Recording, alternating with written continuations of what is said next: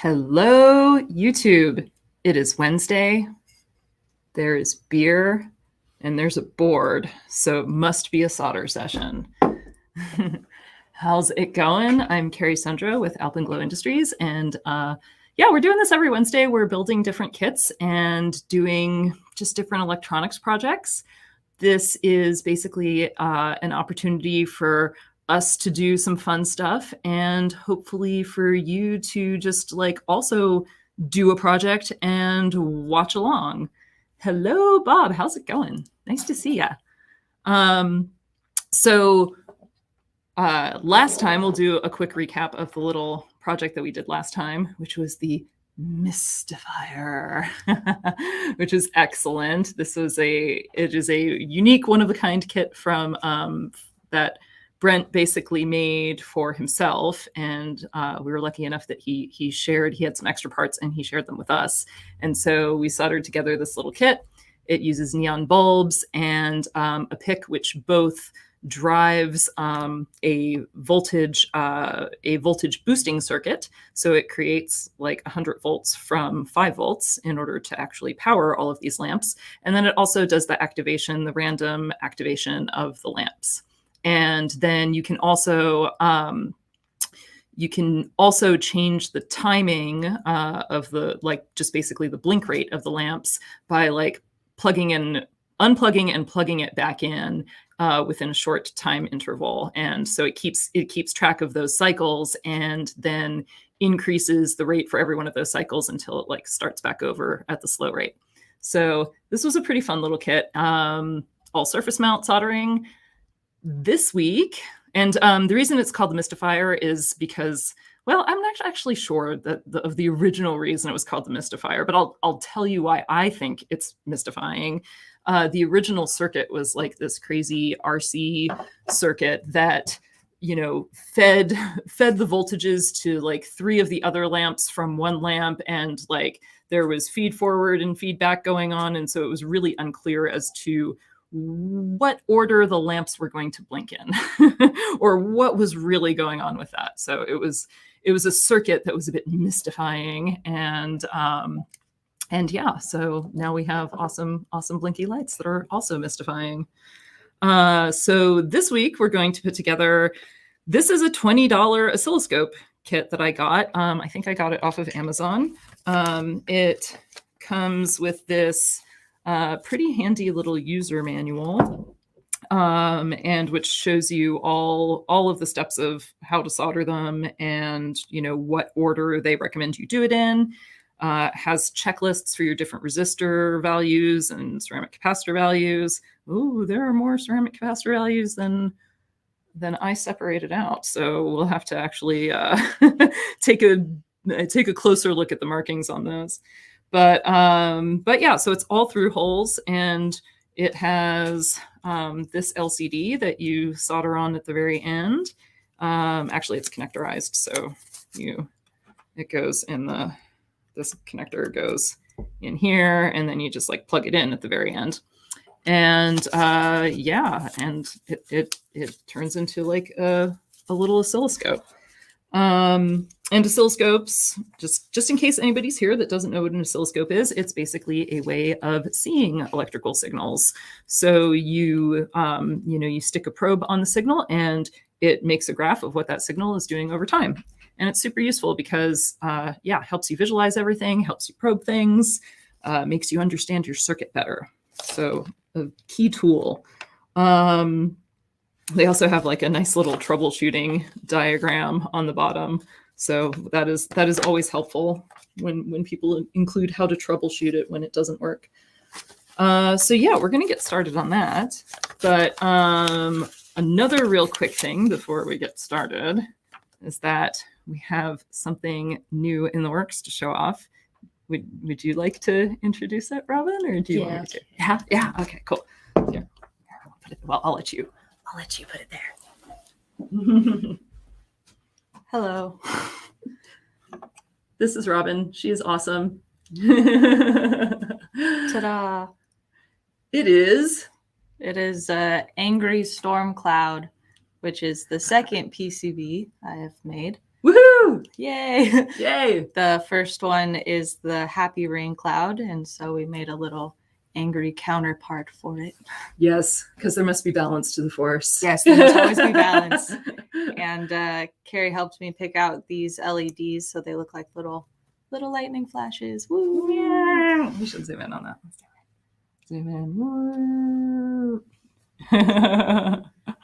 And yeah, it was the Osh Park After Dark thing, which is really cool. And it was very exciting to get it in person because the 3D model did not do it justice. It was very, very exciting. Yes, it's hard to properly get all the colors right to model it. Why don't you show it the back? Because the back is like, the back is like the cool After Dark kind of with the thing that you can see. The alpenglow is all shiny, which I think is super neat. It says Stormy Cloud, and you can see all the traces and stuff. Yeah. So the after dark, the substrate is actually the dark part. You would normally think that that's black solder mask, but it's not. It's the substrate. And then the solder mask is clear, which is why you can see the copper through it. And then when you have gold plating on top in some spots, then you get like that contrast right there. And then the silk screen is in white with the writing. Yeah. All right. Bob says great graphics. Thank you. Woo! I'm going back behind the screen now. Thank you. Yay. So yeah, we're getting ready. We have like maybe one change on the silk screen that we're thinking about doing so that we can so that we actually label on and off for the switch. But that's pretty much it. And then we'll get a medium run of these made with Osh Park's awesome After Dark service and have these on the website. One more blinky. So these are self-flashing yellow LEDs that we used here. And just because like the LEDs aren't, perfectly attuned to each other, and because like the length of the traces are slightly different, they start to randomize. Basically, they don't keep perfectly in sync. So I think that adds to the angry zappiness of it all. Cool. All right. So, I should show you.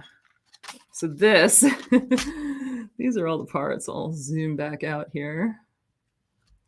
So yes, these are all of the parts for the kit that I've separated out. They just like kind of come in one big jumbled bag, which, that's fine. That's what kits are for. You got to work for them a little. So yeah, there were a whole bunch of resistors. Some of them had little pieces of cut tape on them, but some of them were just loose. There were sort of like two distinct sizes of capacitors, and then within the tiny capacitors, these ones had like little black tips on them. So I separated those two out, but it looks like we have a bunch of different capacitor values. So we'll have to look at them under the microscope. And you know what? We should have a multimeter here. Could you grab one with the clippy leads? Yes. Cool. Because I have a feeling we're going to be measuring capacitance and resistance for a bunch of these. And, thank you, Bob. So yes, this t-shirt, it is one of my favorites. And so I'm going to show it off for a second if I can remember which camera is on. Hello, camera. So yeah, it's a Sequins T-Rex shirt, and I got it from Svaha USA, SVAHA USA.com. It's a woman-owned business. They do a bunch of super fun, completely nerdy like patterns and fabrics and stuff like that. And it's like one of these where you have like the two sides. So we could go with, silver super bright T-Rex there, or we can go for like rainbow T-Rex.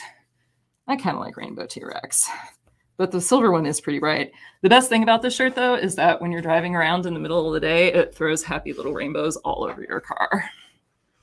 It's like very, I don't know, Bob Ross or something. Like, it's like happy rainbows all over my car. Yeah. So this is pretty much the kit. And yeah, we'll just start going. might, since there are like a lot of different resistors, and I feel like resistors are sometimes the boring part, I might actually just do like a few resistors and then kind of save the rest for last so that you can see a bigger variety of parts, because I'm not sure if we're going to get through this whole kit. There are kind of a lot of parts, and you know me, I talk a lot. But you know, we'll start going on, and then we'll come back to the resistors and see how they go. So, is it one of the DSO-13X kits? I believe so. Applicable models: Oscilloscope DIY kit, applicable models 13803K, 13804K. But yeah, I think it is pretty similar to that.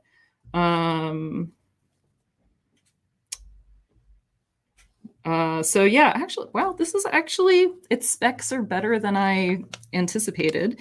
It claims to have an analog bandwidth of 0 to 200 kilohertz with a maximum real-time sample rate of 1 megasample per second. So that's like not bad for, you know, for $20 oscilloscope. I mean, it's pretty good. Yeah. So, and here's a picture of what it looks like working. And what it all looks like together. So yeah, buttons for adjustments, some sensitivity selection, probe, trigger level readout, good stuff.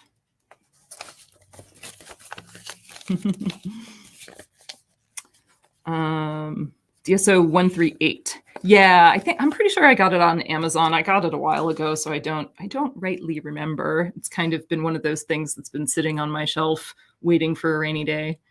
It's not raining because it's California in the summer, but yeah, you know. Or a hot day in August. Yeah, a hot day in August. At least it's not smoky here. I'm thankful for that. All right. So I don't know, we might try side-by-side video for the whole time this time, just to try something different and see how that goes and see how you like it. I don't know, it's kind of a lot of my face, but whatever. I'll get used to it, or so they say.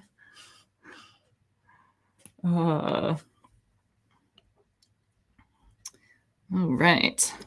Yes, DSO means digital storage oscilloscope.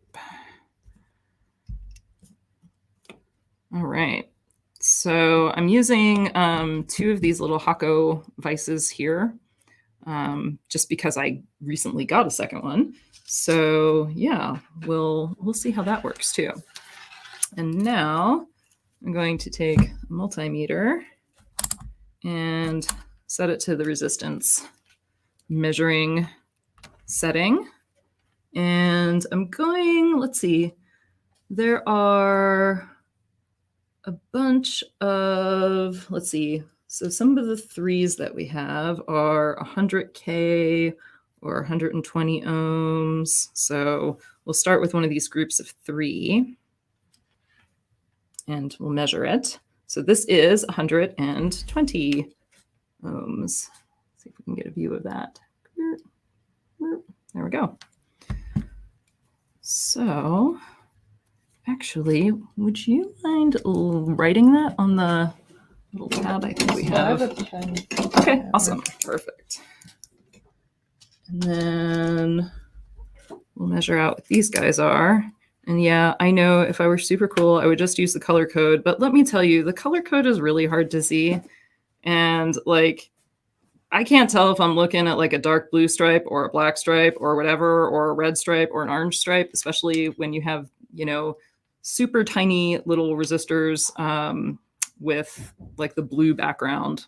So I always prefer to actually measure the resistance. Leaves a little bit less up for mistakes or guesswork. So these guys are 1 kilo ohm. So those are like 1K. These were 120K? Not K, just 120. Okay. Yeah. Just 120 ohms. And then let's see. Oh, I think this was a pile of 3. Let's see, we'll measure this guy. 20 kilo ohms. And let's see, I'll do this. And oh, that one is a different one. This one, these two are 180 ohms. What was that? That was 20K. I think that's a single one. So we're just gonna solder it right now. Oh, R5 takes care of that. Cool. And So what were those ones? Sorry. that's okay. The 180 ohms. 180. Yeah. So the other thing, let's see if I can move this around a little bit. Sorry, you might hear scratching there for a second. Just wanted to move the mic, give myself a little more room. So yes, the other thing, I'll give you a close-up view of the board right now. So it's kind of cool that they already have some surface mount components on them, and that's the main processor and looks like a voltage regulator and another chip. I'm not entirely sure what it is, but it might have something to do with like programming or communication, perhaps. And so these guys are already soldered on, so you don't have to do any fine pitch surface mount stuff yourself. All you have to do is like the through hole big stuff. But now what we have to do is find R5 on here. And I have, it's like right, let's see, right there. So I'll come back over. And we'll put that one and solder it on.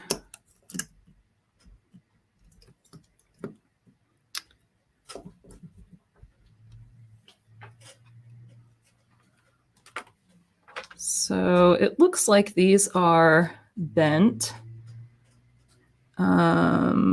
pretty close to just, the smallest you could possibly bend them. They're a little bit open. A little bit more than that, which is kind of nice. I noticed that there are kind of two main sizes that you see of through-hole resistors. These are the smaller little ones. Let's see. There we go. So those are the smaller ones. And let's see, do we have like... Oh, this one might have the bigger ones on it. Yeah. So, where are we? Right there. The magnet is causing havoc. Sorry. There we go. I'll hang on to these. So you can see how the size difference of these two through-hole resistor parts. The one that's soldered to the circuit board is maybe more kind of older, bigger, more typical maybe that you see a lot of times. But it takes up a fair bit of space. So, if you have a board that you need to do some dense things with, you're going to choose the smaller size to populate. Of course, there is a difference in the amount of power that each of these resistors can handle. I don't know off the top of my head. I want to say that like the bigger ones are maybe like an 1/8 watt or a 1/4 watt or something like that, maybe. And then the smaller ones are maybe like a 1/10 watt or a 1/16 of a watt. So, that there is that to consider. If you have to run a significant amount of power through your resistor, then you want to size it accordingly.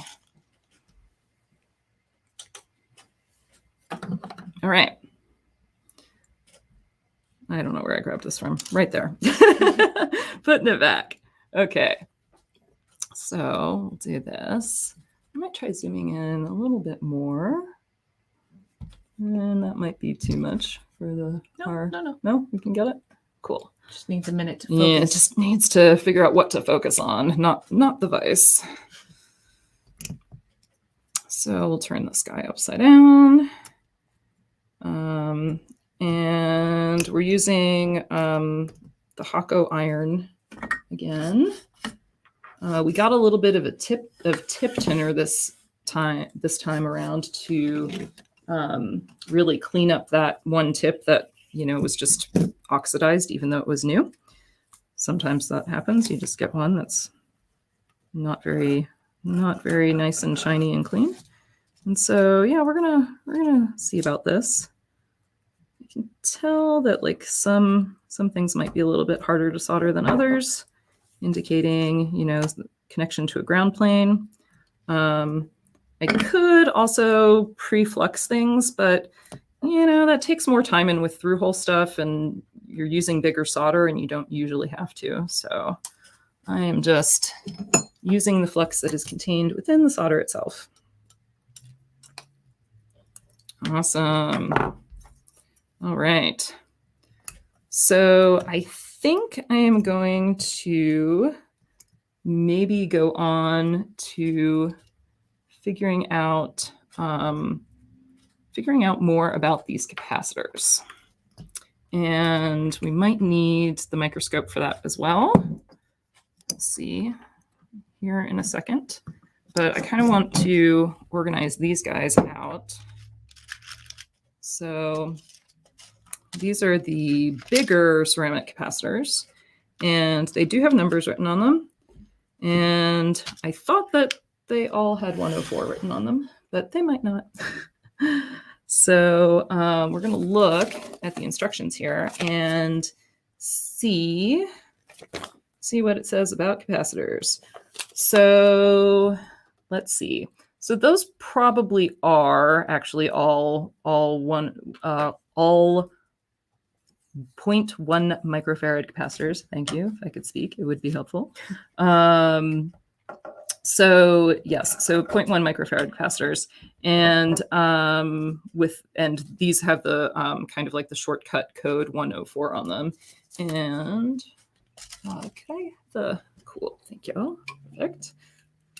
Cool. Thank you for doing that. So Robin is right now figuring out what all of the resistors are, probing them all. So I'm going to put my multimeter right now on the capacitance measuring mode. And for this particular fluke, you have to turn the dial here, and this yellow indicates that you also have to press the yellow button in order to get to that mode. And then you can see that it says 0 NF, meaning nanofarads. So that means that you are in capacitance measuring mode. Awesome. And ceramic capacitors are not directional. All right, so yes, so we have like 140, 130, 140 nanofarads. 100 nanofarads is the same as 0.1 microfarads, nano meaning 10 to the minus 9th, micro meaning 10 to the minus 6th. So yeah, so these are 0.1, so these are basically 130, 140 nanofarads, which means that they're like 0.14, 0.13 microfarads. And like that's close enough to 0.1 that, these would be labeled as 0.1 microfarads. And we should have, let's see, 1, 2, 3, 4, 5, 6, 7, 8, 9, 10, 11 of them. So 2, 4, 6, 8, 10, 12. Awesome. One extra. Cool. So we know what all of these guys are. So that's excellent. Put those back. And then we have these two, which are kind of marked with this little black tip. And I do see something written on those. It looks like 22. Let's go to, yeah, there we go. So we got 22 written on there. And then we'll check the other one just to make sure it's not something else. Yep, 22. So those guys are 22 microfarads.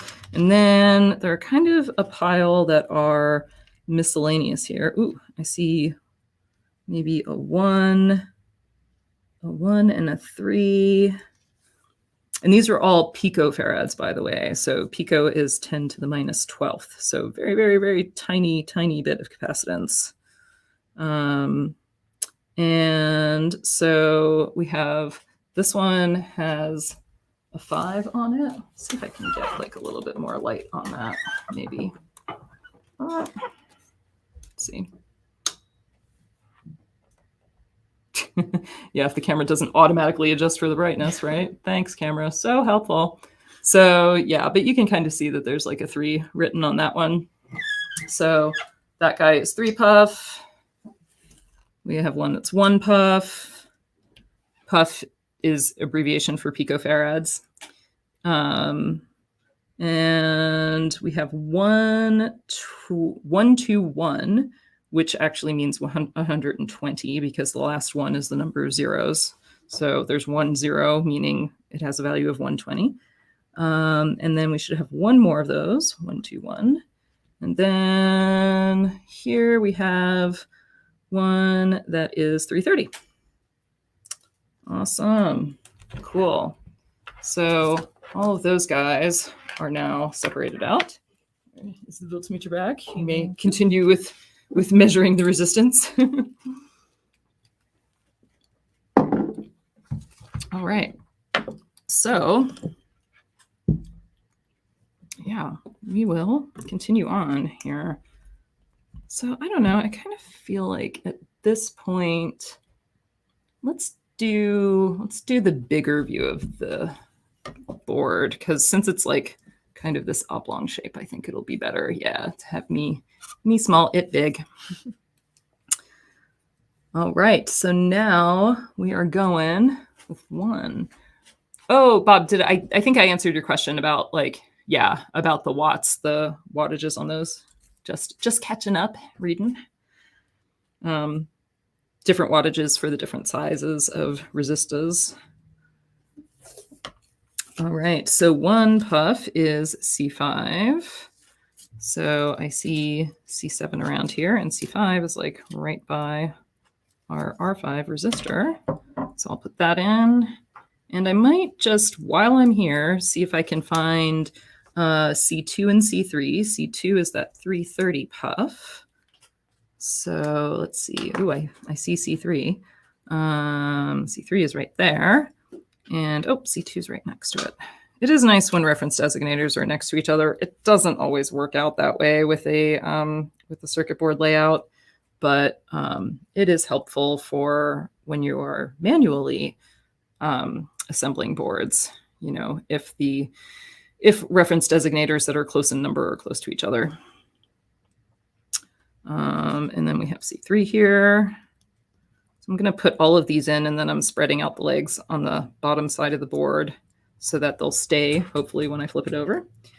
And I think that's all I'll do right now. I'll do those 3 and see if they stay put. Not great. Let me see if I can just kind of push the leads out a little bit more here.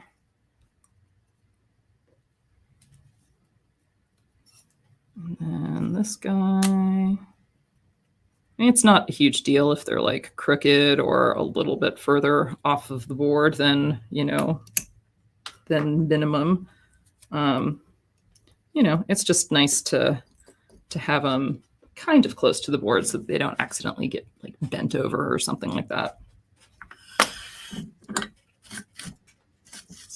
Cool. Now we'll solder these guys. Larger view of the workbench looks better than the 50-50 split. Cool. Yeah, I think definitely for something like this. For microscope, it might not be so bad because you're really like focused on that middle section, right? But yeah, I agree. And thank you for your input as well. It's helpful to know what you guys are thinking for sure. For sure.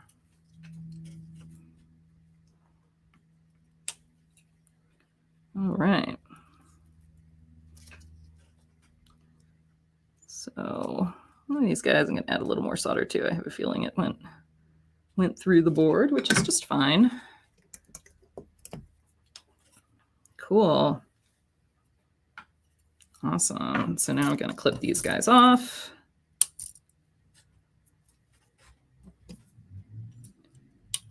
So that they're just nicely out of the way. And there we go. There we go. Got some good capacitors now. Let's see. I wonder if we can zoom in a little bit more, if it's gonna be okay. Maybe. Yeah. Maybe I could even do that. Is it zooming? No, I just adjusted the brightness a little bit. So, but this will make it a little bit nicer to follow along, I think. All right, and now I have, let's see, these other two. These are the 120. Maybe I'll put in the 120 puff and the 22 puff. So then all of the miscellaneous picofarad capacitors will be in there. And that's interesting. And then, oh yeah, I guess it does say 121. The ones are the kind of style that, if blurry, can kind of look like twos because they have like little, I don't know, the little serif on them. So I was just doubting myself for a second. I was like, wait, does that say, 221 or 121? But it says 121. So yeah, I'll put these guys in. C7 here and C8. I was having an interesting discussion this morning with some other folks that, occasionally do a fair bit of their own board assembly. You can do that either for yourself if you have like a small maker shop, like on Tindy or something like that. Or sometimes you can do that for work because you'll want to make like 10 of something and you'll need it really fast and it's not too complex. And so, you'll assemble the boards yourself. We were talking about different ways of doing that, like different techniques and what's helpful. And one of the things that I mentioned, which I feel is particularly true for surface mount boards, but also for through-hole, is that I tend to work one component value at a time. So I'll, if I'm, so I'll do like all of the capacitors of one value. So like all the 0.1 microfarads, or like in this case, all the 120 puff capacitors, and I'll only have those on the work table. And especially with surface mount stuff where, the value might not be shown on the package at all. So, any capacitor, any value capacitor just looks exactly the same as any other value capacitor. It's helpful to only have one value out at a time so that you don't get them confused with anything else. Like I wouldn't use this little tray sorting mechanism for surface mount stuff because it would be way too easy to, accidentally get them mixed up and then have no idea which is which.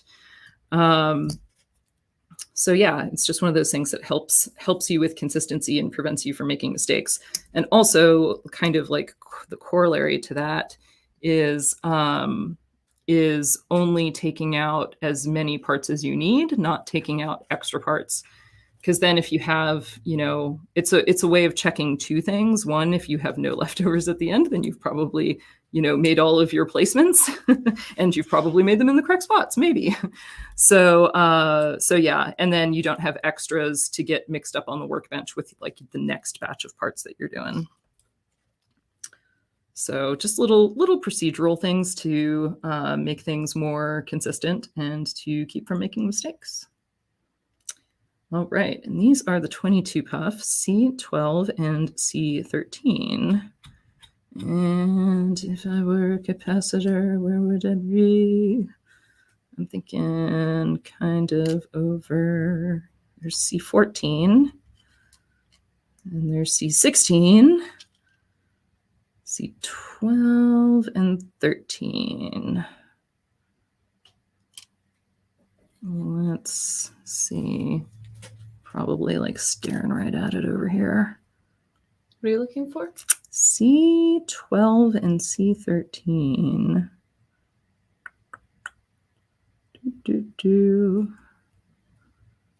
Well, if I don't find them in a second, I might. Oh, I see them. There we go. Ooh, they're the crystal capacitors, is what they are.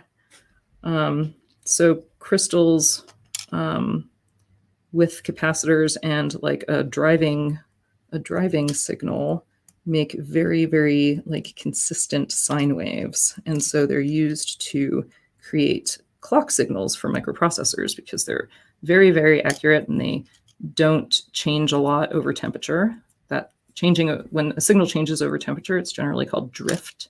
So they don't drift over temperature. And yeah, so they tend to stay very, very accurate over both temperature and time. So yes, the hippies are right. Things are really powered by crystals. I'm sorry. Don't tell the hippies that, though.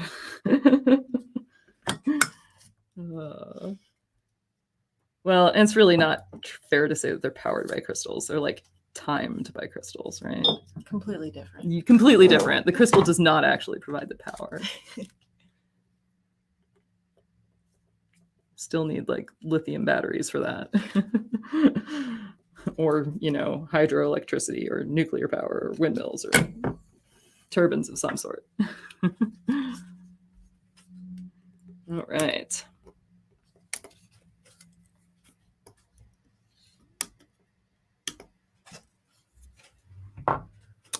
Cool. So now all of the other capacitors on here we know are 0.1 microfarads.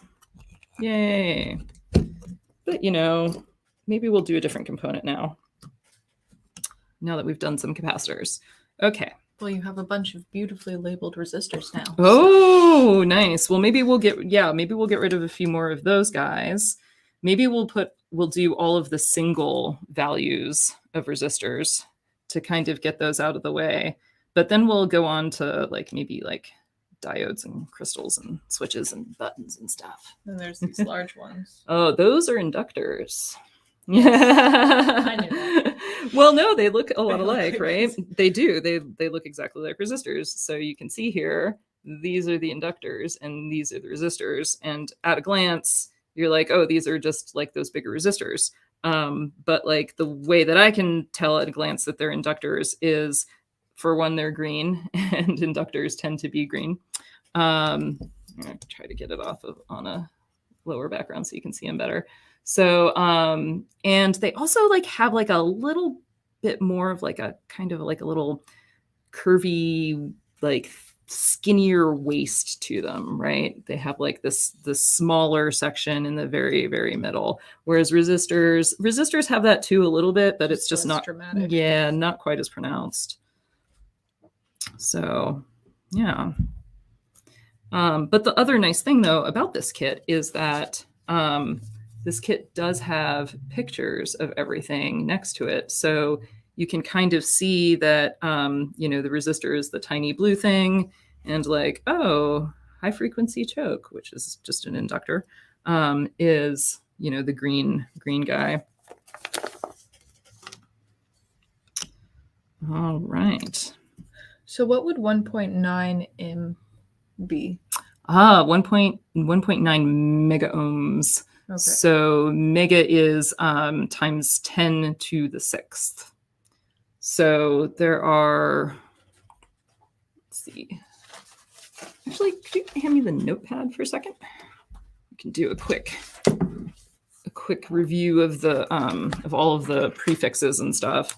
So you have like 1 in the middle, and then you have, you know, 10, and then you have 100, and then you have 1000.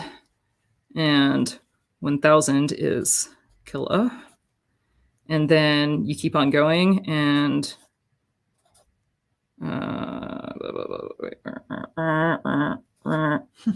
how many zeros?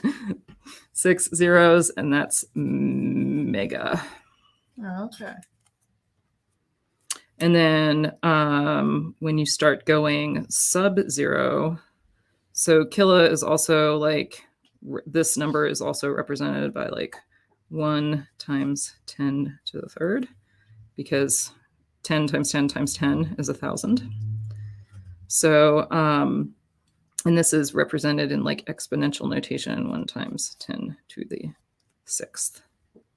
So kilo and mega, commonly used in terms of computer memory, like kilobytes, megabytes.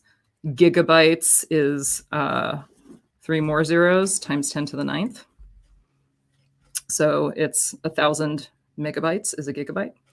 And then when you go the opposite direction, you go 0, 0, 1, and then, you know, eventually you get to 1, 2, 3, 4, 5. Actually, sorry, one more. And then you get to 1, 2, 3, 4, 5, 6. So basically, actually, this is, yeah, it's a little odd, but so actually, so times 10 to the negative 3. Here, let me start over here. Let me do what's going to be the easiest way of like not screwing this up. Yeah, it's I don't know. It's hard for me to describe right now, but it's easier when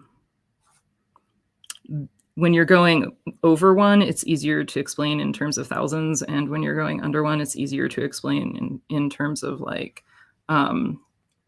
in terms of like having like 2 zeros before the before your number, whereas like here it's easier to explain with 3 zeros. And it's just kind of the way that the nomenclature goes. So this is equal to milli. So that would be like 1 millimeter is 0.001 meters. And then this is micro. So that's times 10 to the negative 3, indicating it's kind of going the opposite way. And then this is times 10 to the negative 6th. And then nano is 8 zeros and then a 1 in the 9th position. And then pico is times 10 to the negative 12th. So every 3, you kind of have a different suffix. Yeah.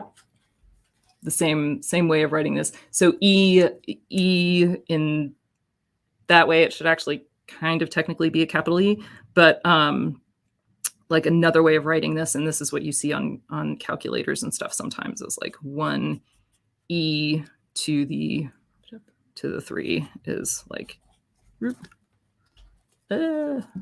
1 E to the 3 is kilo, which is also the same as 1 times 10 to the third.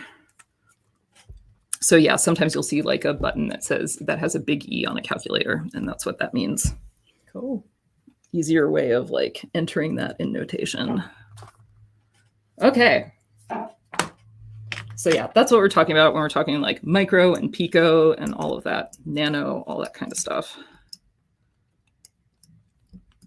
So yes, capacitance is usually measured in like microfarads. And so like, 10 microfarads, 20 microfarads, 0.1 microfarads. For whatever reason, which I don't really know, capacitance is not often, at least in the US, referred to in nanofarads. It kind of goes, they kind of skip that one, and they go from like microfarads to picofarads. And I don't know why that is.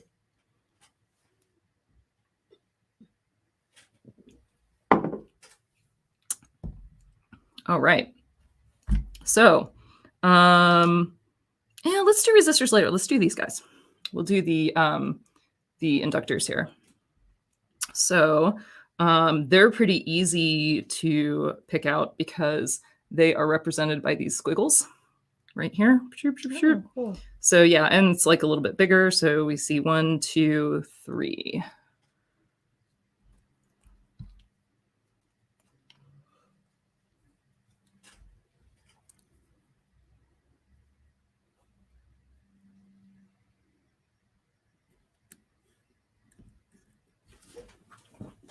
So we can put those there, that there, do all these guys at once.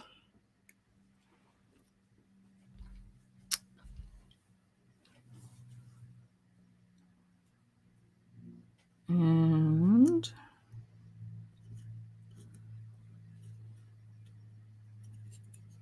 bending the other sides so that they stay in. These guys probably won't scoot around as much just because they're bigger components.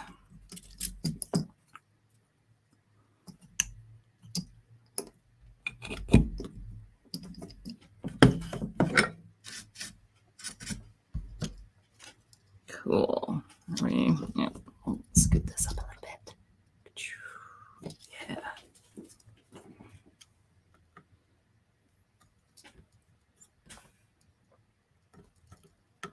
These are bigger holes, so they're taking like a little bit more solder to fill up. And that's still that super thin tip? It is still the super thin tip. It was just kind of the one in the soldering iron, so it's the one that we're using. It's working reasonably well. That's good. Yeah. The tinning seems to have helped just a little bit. The cleaner thing. Oh, did you use the cleaner The on that tip one? cleaner, yeah. Okay. Just because that was the one that we were having such a problem with the first time we put it in. But it helped after you sanded it, like that, that helped for sure. Yeah, sometimes you just gotta do what you can do to get that layer of oxidation off. All right. Cool. Now we have our inductors soldered. Yay. Okay, what do we got going on next? Yeah, I don't know if I'm liking the two vice method for this one. It's quicker, I think, if I'm just using one. All right, so now we're going to do a diode, and diodes are directional. So first of all, we have to look and find out where the diode is. Oop, there's one up here, right there. And the bar is marked on this side. So we are going to take our diode and line it up so that the bar on our diode matches the bar on our silkscreen. And we'll bend that down and put it in the correct way.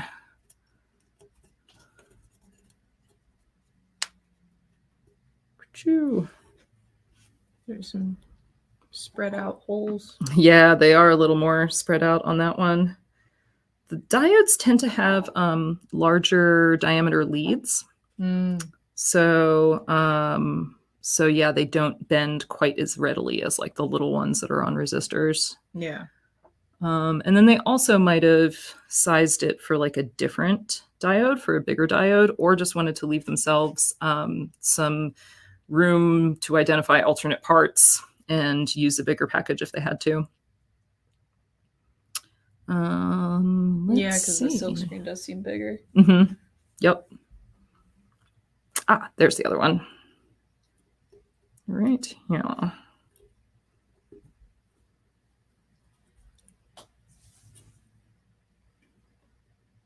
Cool.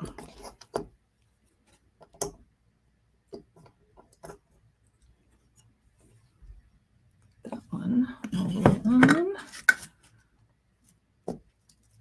So yeah, and I am using like slightly bigger solder this time, I think. I'm using, I guess I'm using 0.6 diameter, 0.6 millimeter diameter solder. I was using 0.5 millimeter diameter solder to do the surface mount stuff. And I could have even been using some smaller solder for the surface mount stuff. It is nice.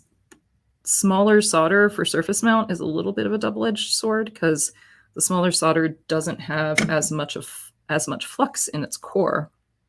But if you're doing like we did last time, which was like fluxing the pads and stuff like that, then it doesn't matter so much since you're adding external flux.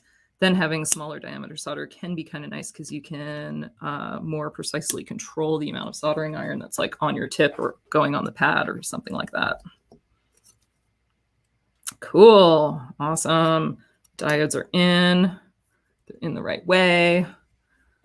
Let's see. Let's do... So next on the list, on the user manual list, so we can more or less go through this, even though we've skipped over some resistors and capacitors, is the crystal. So crystal is this package, and crystals in these kind of package will generally have their frequency written on the top. So there's really a crystal in there? There's really a crystal in there. That's cool. 8 megahertz. Yeah, they're kind of like, it's basically like tuning forks. You pass an electrical current that makes them actually like physically vibrate, and they make a voltage according to that is like very consistent. So does the shape of the crystal in there matter, or is it just the type of crystal? No, the shape does matter, like the length of it matters. And that's why a lot of these crystals in this kind of configuration, they're kind of sort of, long and skinny. And you can do several different frequencies in this style because it's so big. So you can easily have something smaller in there if you needed to, right? But yeah, some crystals are, and especially in this kind of package, are limited in terms of size. Like lower frequency crystals need a larger size than higher frequency crystals, which are smaller parts. So there are sometimes limitations to the frequencies that you can get in certain package sizes. And crystals like this are like generally not directional. So when you just have a 2-pin crystal like this, it's basically like just a passive part that it doesn't matter if you put it in this way or that way.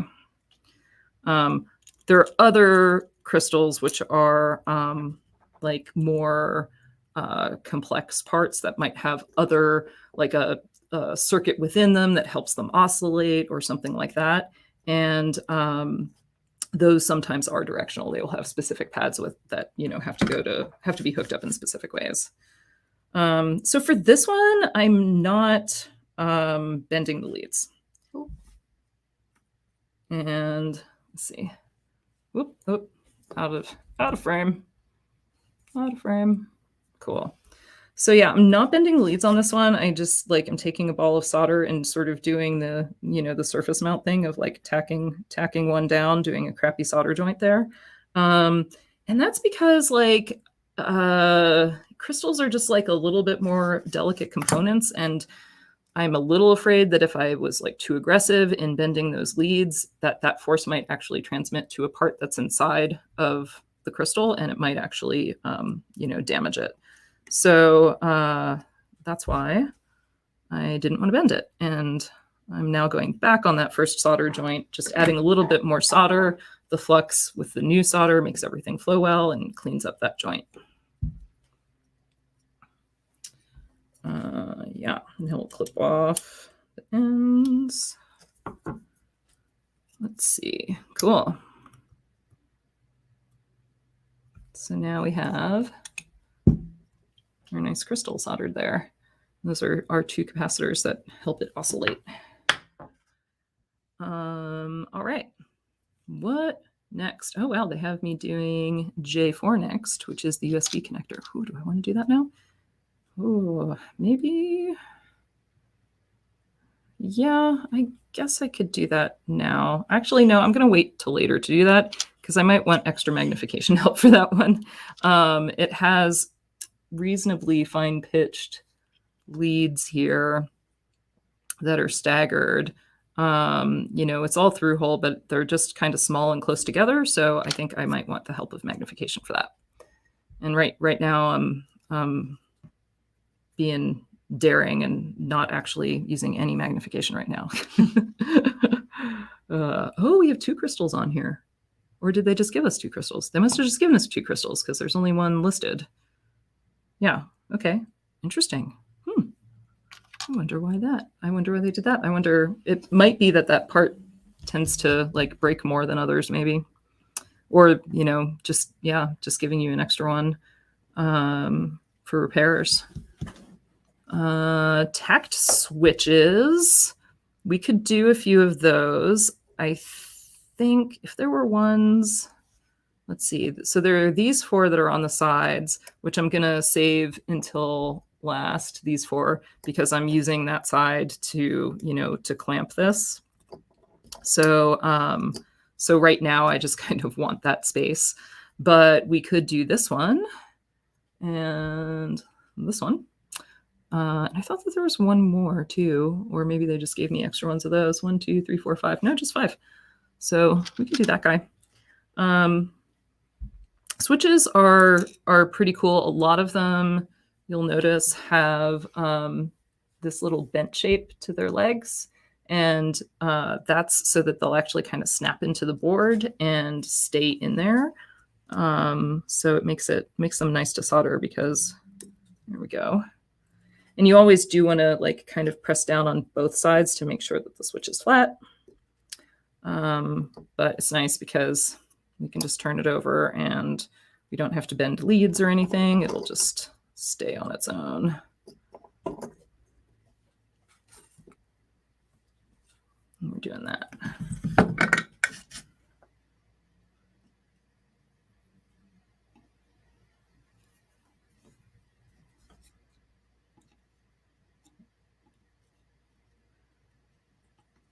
These switches are called tact switches, short for tactile, because they have like a really nice clicky tactile feel to them. Oh. I know, right? Great. Yeah.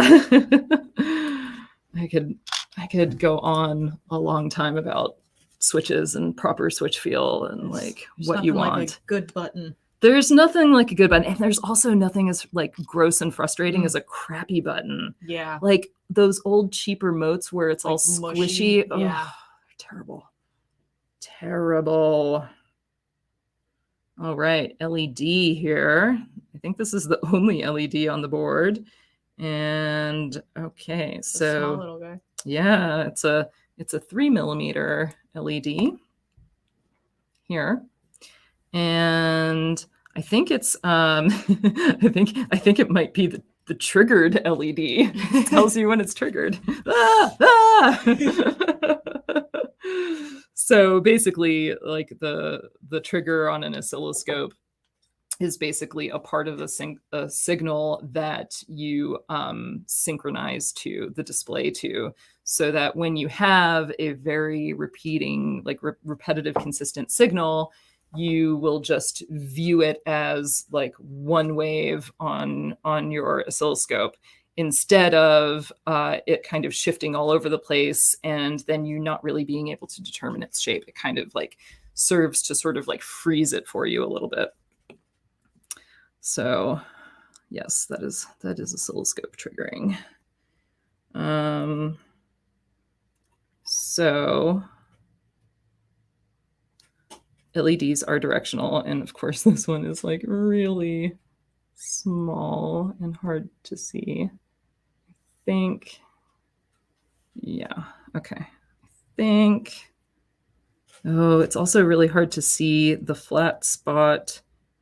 It looks like the silk screen's just a circle. Yeah, it does have, I think that this is the flat side to it, which would make sense. Square's usually grounded or ground, right?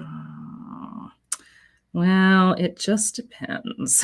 It just depends. Let's see. Oh, because there's a little thing that says positive, exactly. So that's throwing me off a little bit. So I think what we're going to do is check out our multimeter. And I do see that the positive is going to the pin labeled 3.3 volts. So we're going to put our multimeter on diode testing.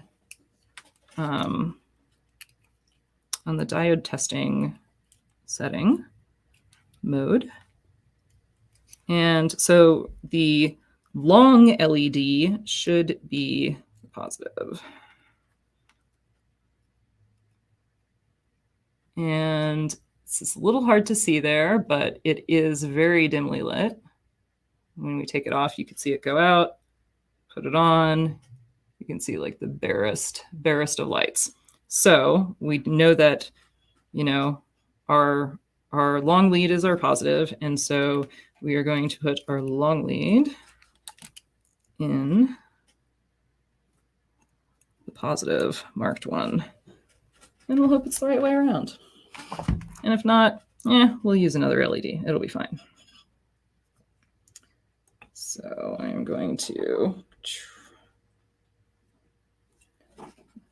bend those guys.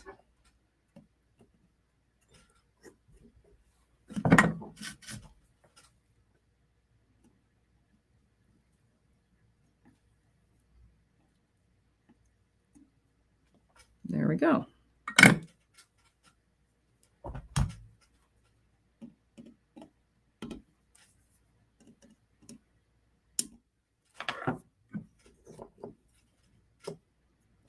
Cool. All right. LED is in. Yes. So actually the directions also said, I guess we could have looked at the directions. Solder positive pole the longer lead to the square pad. Whatever. It's more fun to use the multimeter.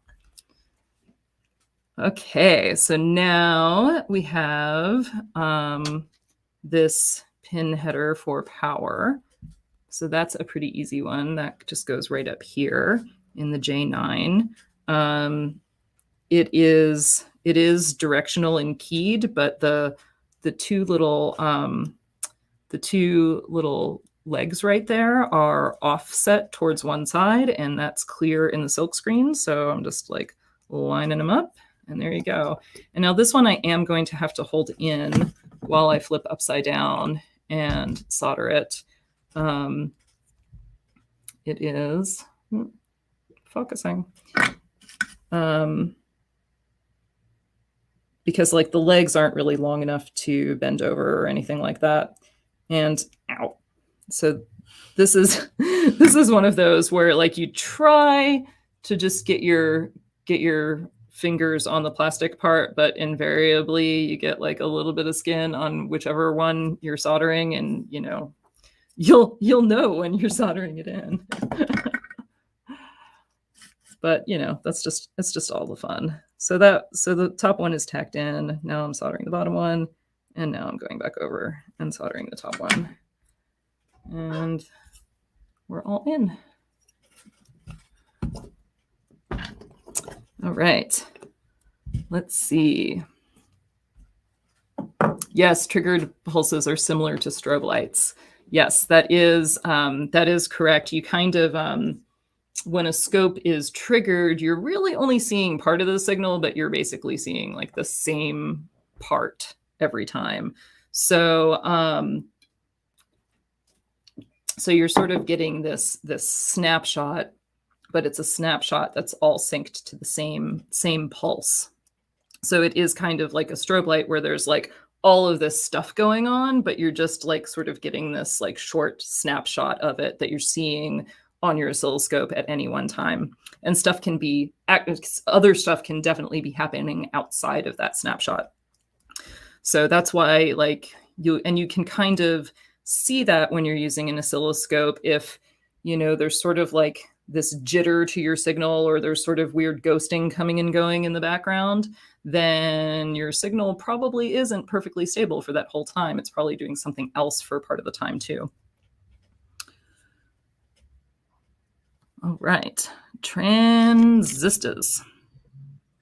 Oh, interesting. Attention. I am reading the instructions. Packages are similar. Do not mix up.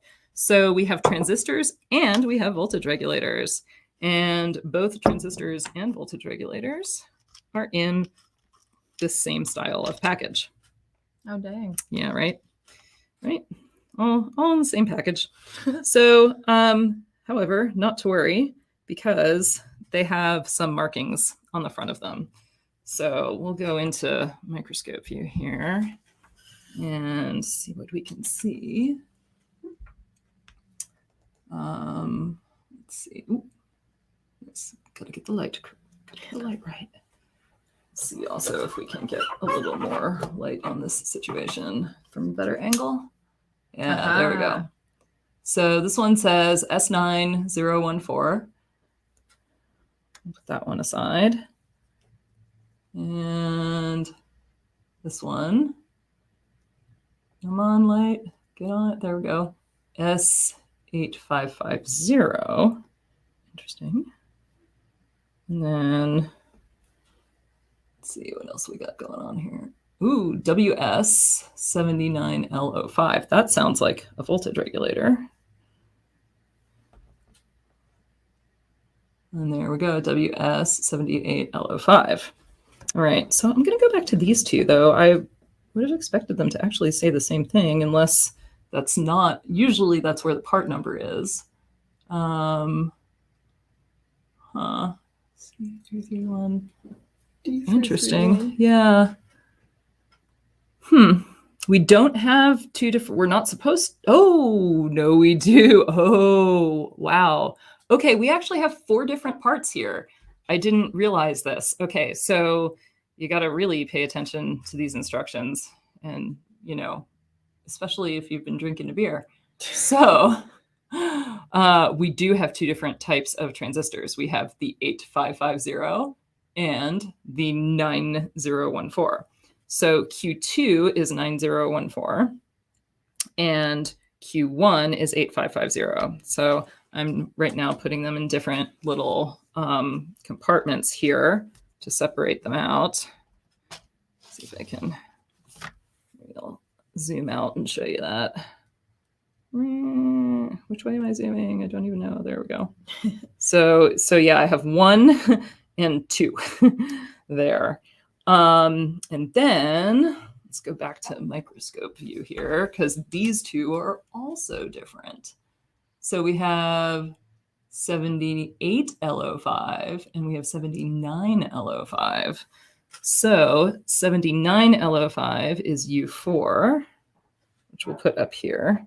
And 78L05 is this one, which is U5. So we have Q1, Q2, U4, U5.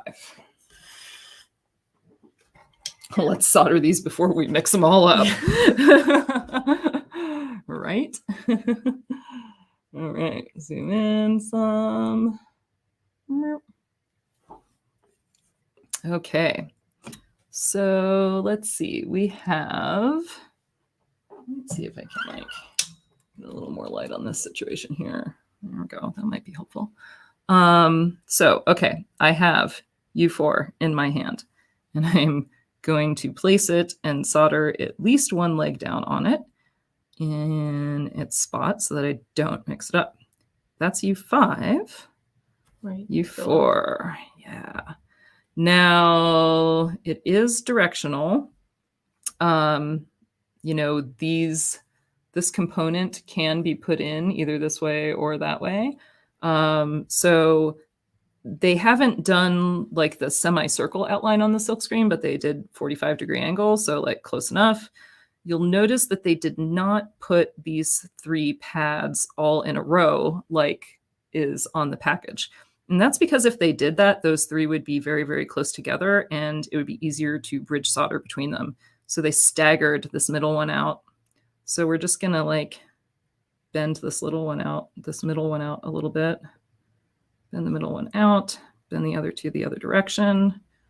Did I do that the right way? Yes. And I'll stick it in here. So yeah, it might seem like, why did they do that? Like they're making it harder for me to like get the part in and solder it. Well, they're actually making it like a little bit more friendly to solder in the end. Okay. So that actually, since it's staggered and stuff, it's probably going to stay in there. So I'm just going to do this other guy, U5, and do the same sort of thing where I'm going to try to get like just that middle one, bend it this way, bend it that way. Not too much. Make sure that the U is facing the right direction.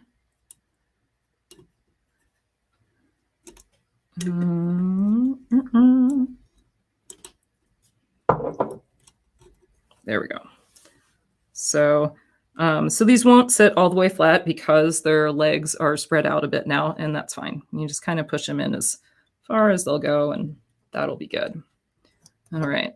So testing. Yeah, those aren't going anywhere. Those will stay in place for the small amount of time it'll take us to solder them.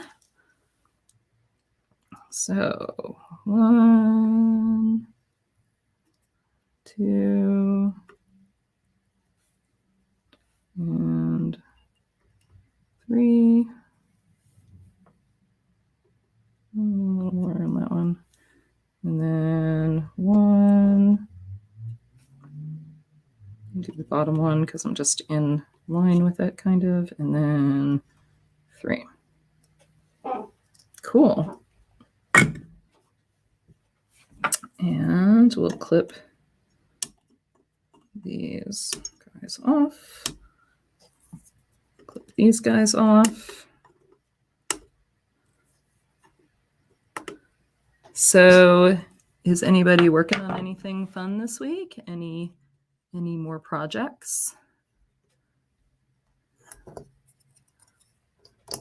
I'm always interested to hear what you are all working on.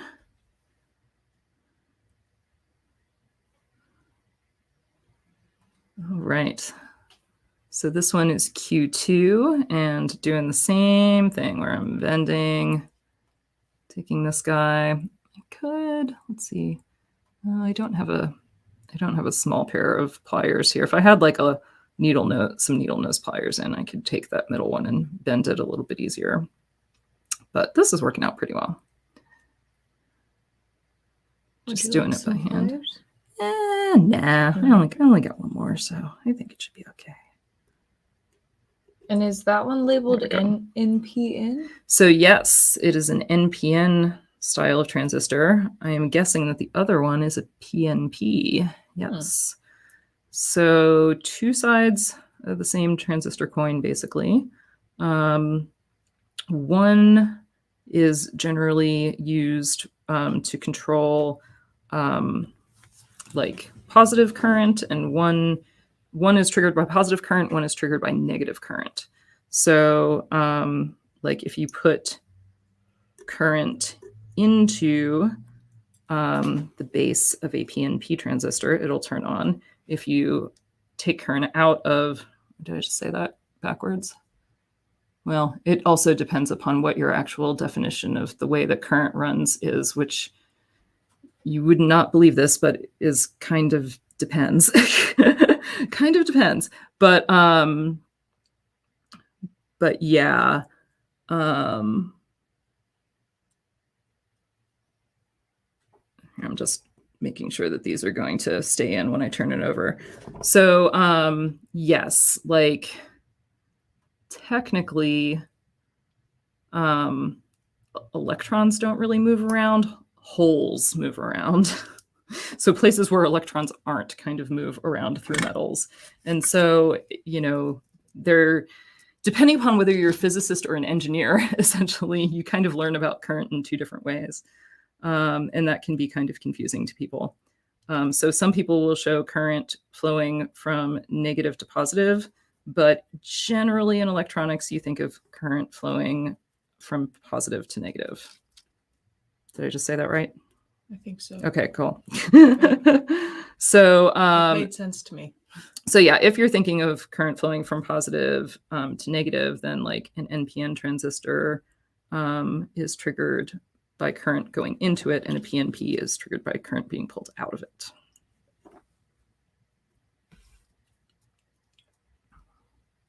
Yes, so it has both positive, this board has both positive and negative voltages sourcing it. And I think that's so that it can handle, you know, positive and negative voltages like a, you know, real oscilloscope would be able to. So it has a bunch of different op amps on it. Oh, that might be, I think that's actually what the other package is, now that I'm thinking about it, since I don't have any op amp packages here to solder in. That must be what the other surface mount component is like a quad op amp or something like that.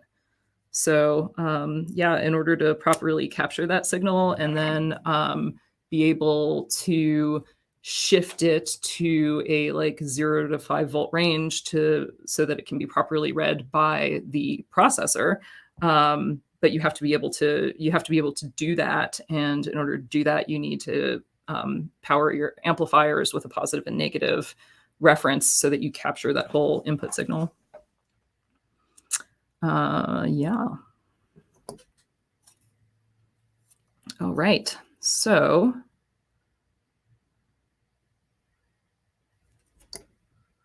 we did that.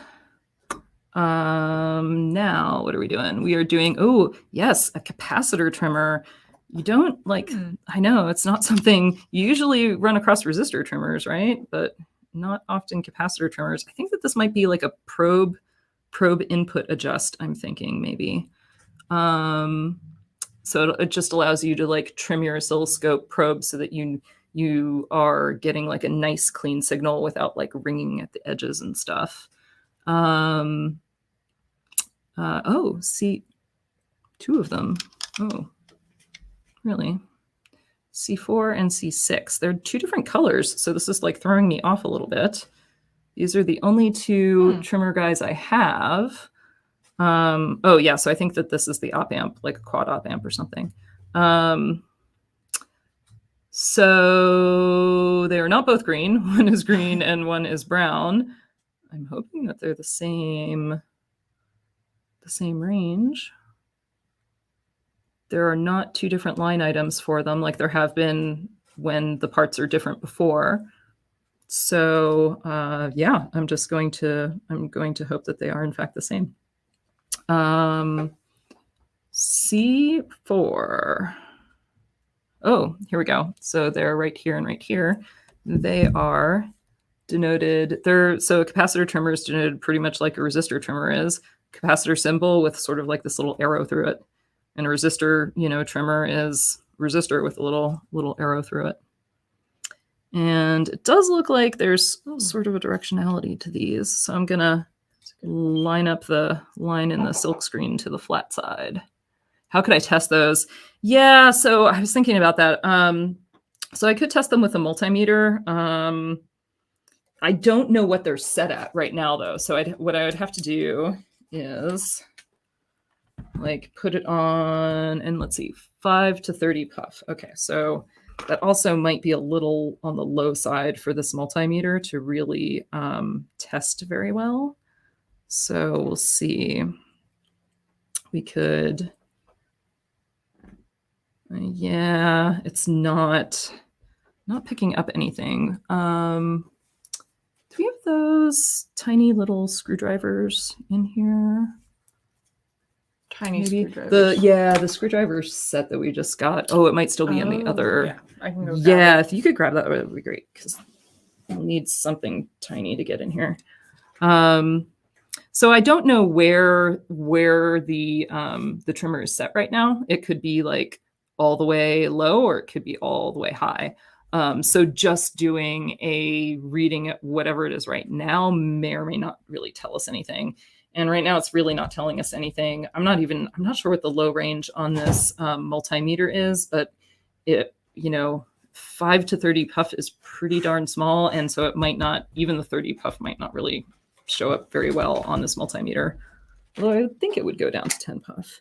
Yeah, cool. So now if we try to rotate this guy, I don't know if I'm getting it.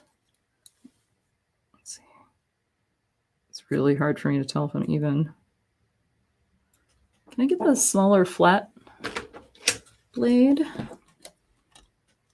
Cool. Thank you. There we go. Now I think.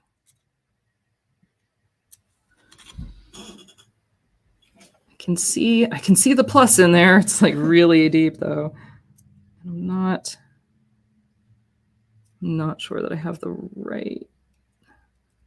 I don't think they gave me one of those little, there are these little like specialty kind of screwdrivers that are for this. This might, yeah, I don't think I'm, no.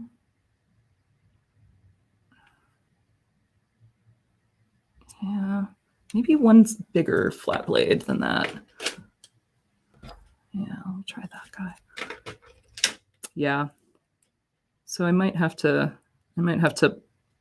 search for a better screwdriver to actually be able to test this, because I'm not able to get it.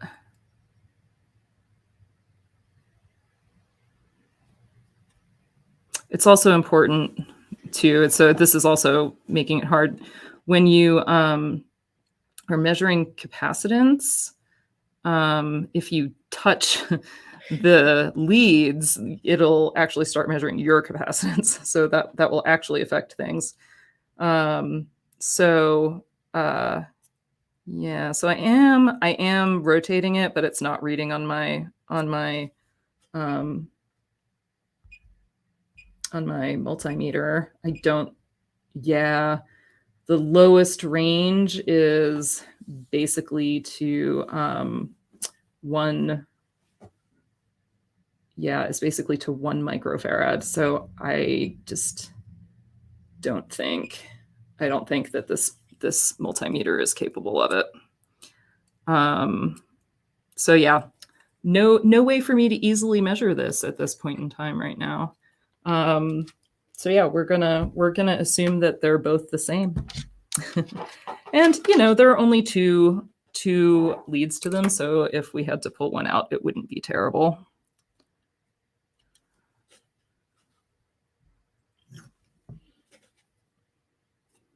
Cool. And these guys have really short leads, so again, I can't really bend them over, so I'm just supporting them on the other side with my fingers. And I'm going to get everything in view here. There we go. So I'm just going to grab a solder ball and tack that one on.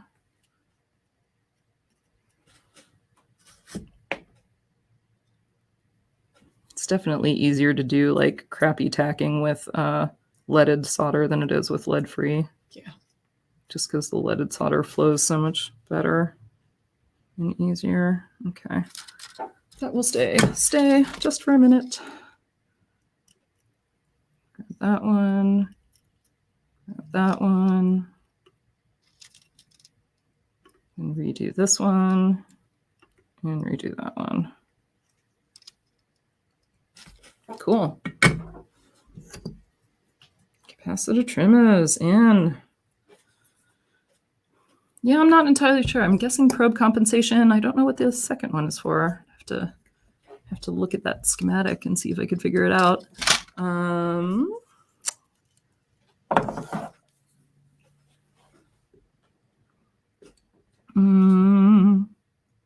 Or actually, no, I'm sorry. The probe compensation ones are generally on the probes themselves, so I'm actually not sure what these would be.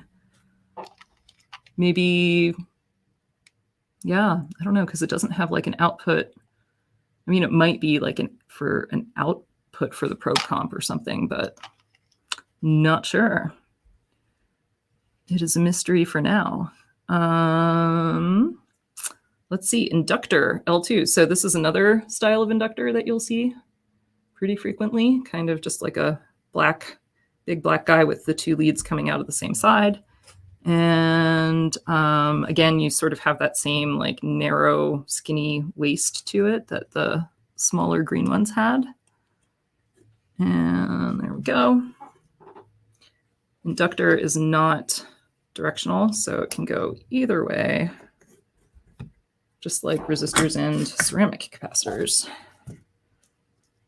We do have some electrolytic capacitors in this kit that are directional, which I think are actually, they're coming up next.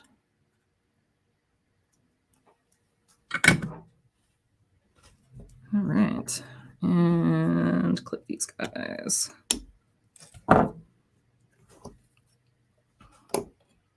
Cool.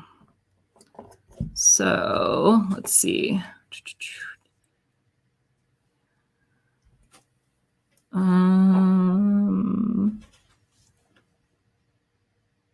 Electrolytic capacitors. I'm seeing if we have different values. We do not. They're all 100 microfarad.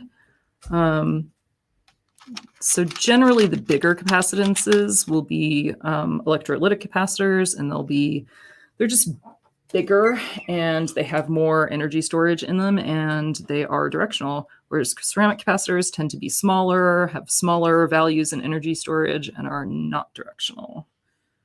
Although, of course, as time goes on, ceramic capacitor technology gets better and better, and now you can get some pretty big value ceramic capacitors. Like you can get 100 microfarad ceramic capacitors, but they tend to be more expensive. So yes, we shall show you on the board. So this is the ceramic capacitor. So this is the electrolytic capacitor. On the capacitor itself, the minus is usually marked. Of course, we generally mark positives on boards for capacitors, at least. I don't know why, but yes. So you're kind of doing the opposite here. You're making sure that the minus goes to the unmarked pad. On this capacitor, there's a tiny little plus by the plus pad. Like LEDs, these also have a difference in lead length. So the negative one is shorter, the positive one is longer, which is the same as it is for LEDs. So that's at least consistent.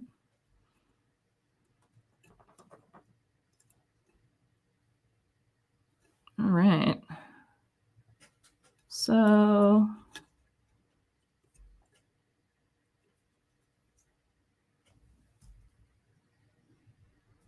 there we go. Put some of these guys in. Might just kind of do 3 at a time here, just to make sure that they all kind of stay more or less flush to the board.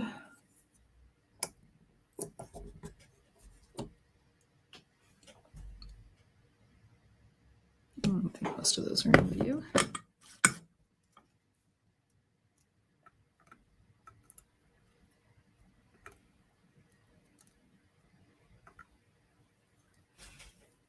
Mm-hmm.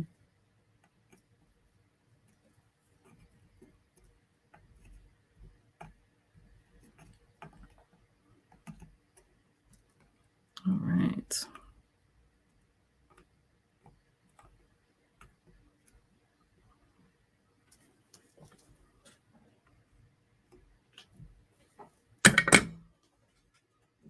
And we'll cut these leads off.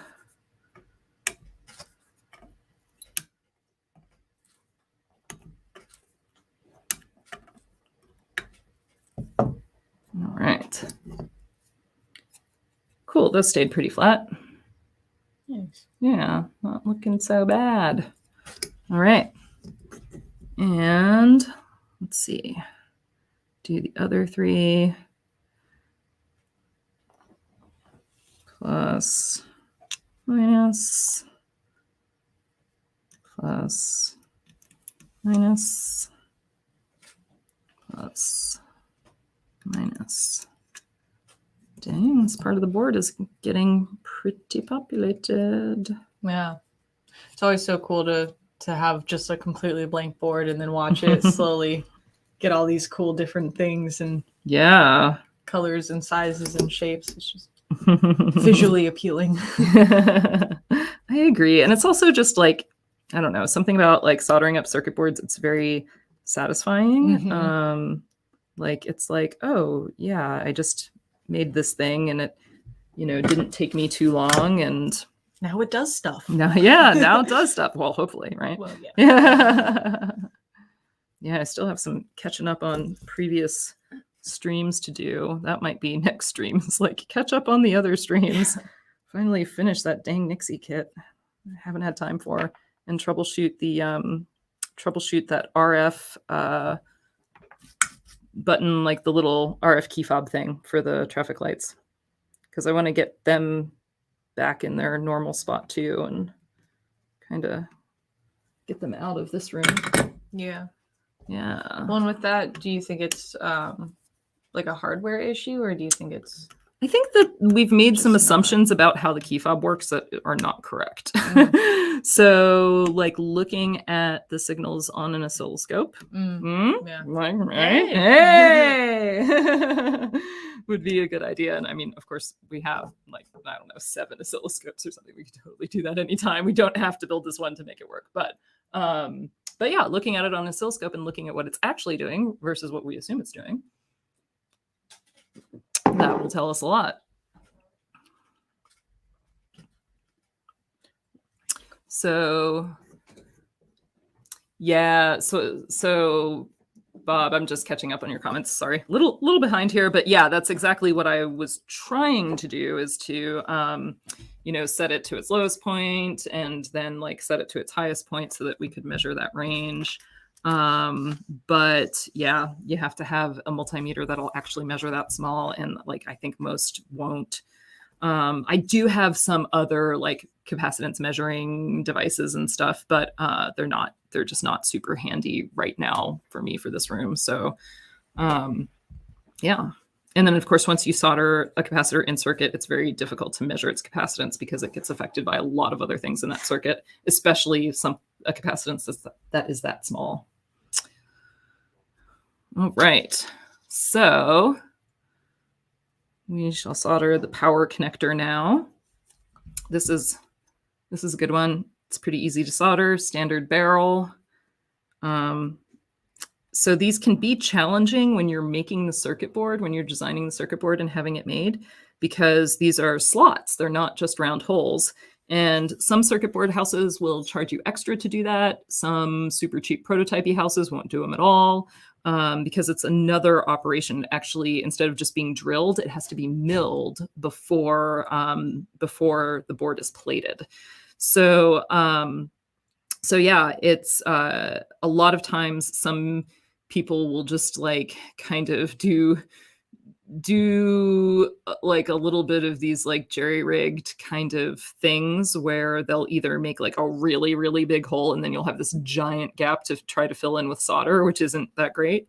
Or some people will like do like a bunch of holes in series that kind of overlap each other. But board houses don't like that a lot too. So yeah, it's nice that this has like the proper plated slots because it makes it a lot easier to solder in.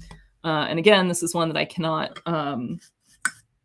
can't like bend the leads in or hold in on its own when it's flipped upside down.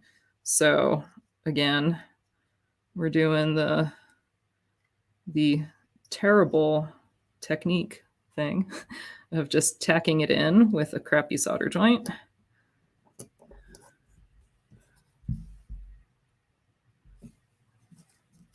Which is just enough to hold it in place, then soldering the other two. And this angle is a little tricky just because of the way that I'm holding it. I might just change it in here a little bit. There we go. It's always better to change your board than to try to like, reach around with your soldering iron to, to make it work. So now that one's soldered. Now I can go back and resolder this one. And this is a power connector, so it's probably connected to some pretty big planes, pretty big power planes. So it's more important for me to use the side of my iron to get enough heat transfer. But once I do that, heat transfers pretty nicely. Cool. And now it's all soldered in. All right, we got a little capacitor city there. Love it. So then we have a pin header. Oh, 1 3-pin and 1 4-pin. And they have cleverly, instead of giving us 2 separate ones, they have given us 1 7-pin connector. So you can break these by hand. It's sometimes playing a little Russian roulette because when you break them by hand, sometimes they'll break like one off of what you want. So I try to get in there with my fingernails and hold it very tightly on either side of where I want the break to be before I apply any force. And of course, you can absolutely use 1 or 2 pairs of pliers. So if I were using pliers, I would go right up to the point that I want it to break at and then break it off there.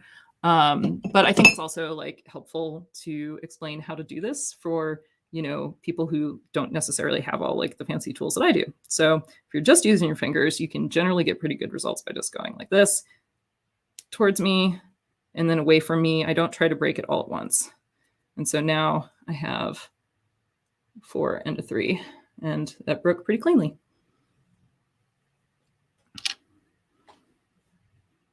All right, so the 3 goes there and the 4 goes over there. I'm just going to do one at a time. So for these, you do have the problem of, you know, needing to hold it in and heat really conducting. So what I generally do is like I use just like a tiny bit of a fingernail to hold in the opposite side, to hold down on the plastic on the opposite side of what I'm soldering.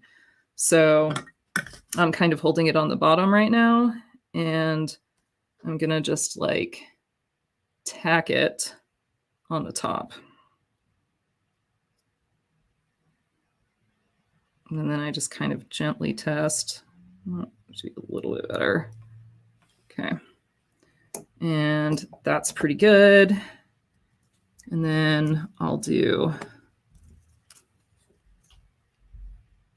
the other side and come back and do that first one last, reflow it, just add a little bit of solder. No problem. And so I find that holding it by that base, holding it like by the little plastic part here, I tend to be able to hold it flatter to the board and solder it in nice and straight. So you'll see that this isn't skewed at all.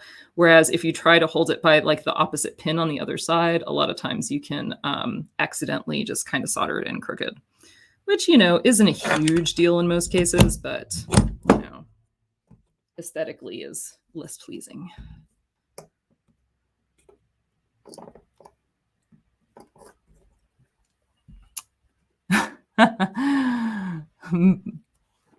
Oh, nice. So Bob says that he just found some experiments on the web using the Oscilloscope Fun Board, which includes an audio oscillator, 555 timer, LM386 speaker microphone, and a PIC microcontroller for digital signals. Yeah, that's cool. Totally.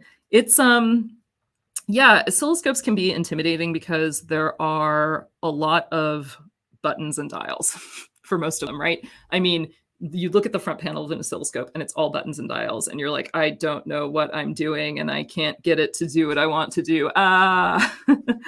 So it is helpful to just put a known signal into an oscilloscope, and you could like use a function generator if you have one of those around. Or what you can do is you can use the probe compensation signal on your oscilloscope and put that into one of the inputs on your oscilloscope, because you know the probe compensation signal is going to be a nice square wave.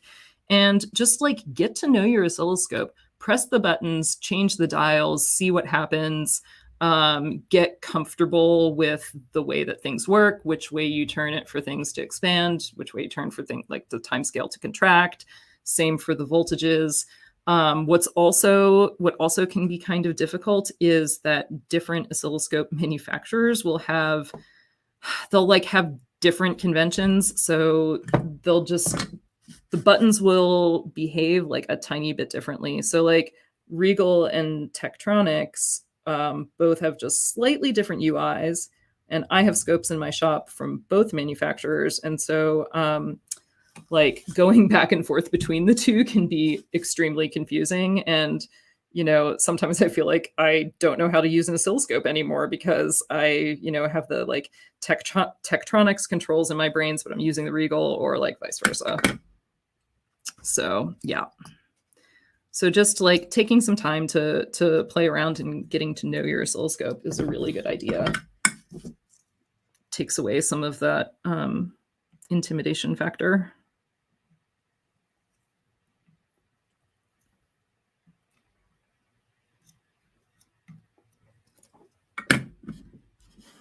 Awesome. All right. Solder that 4-pin guy in. Now there's a 2-pin, two 2-pin headers, and then the big header. We might save these for later a little bit because I think I want to solder in the slide switches before I completely run out of time. Oh, these are interesting. Okay, so the slide switches are these 3 guys, and yeah, they have like an interesting pattern. So there are 2 mounting tabs on either side, here and here. And then there's this 8-pin pattern in the middle, 6 on one side, a break, and then 2 more.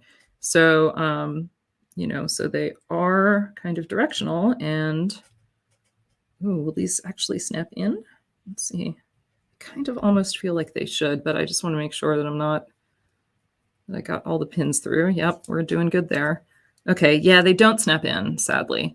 So I think what we'll do here is hold them upside down. Now I'm holding it by the metal outside, which is also what those 2 mounting holes are attached to. So I don't want to solder those two mounting holes because I'm just going to burn myself. So I'm gonna solder this pin 1 here on this side, if I can get it. So this is where it is sometimes helpful to use like a little bit of extra flux just to get this part going. So I'm soldering it at 1 on this side. Because it's a relatively big and heavy part, I'm also going to solder pin 8 on that side, just like a little bit of solder on it to hold it in place. And then I can set it down completely. And what I'll do is, up there, is I'll solder in these 2 outer mounting holes.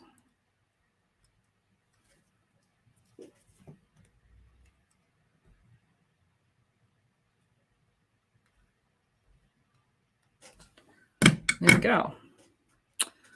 So that one is in now. I haven't soldered the center ones because I'm just going to repeat that for the other 2 switches. And then I'll do all of the center ones at once. Oh, that one actually, interesting. So that one actually did kind of scooch into place a little bit more. It's being held in. Yeah, the previous one didn't really do that. Might just be the angle that those 2 tabs are at. If they're like splayed apart a little bit, then it might hold the part in pretty well.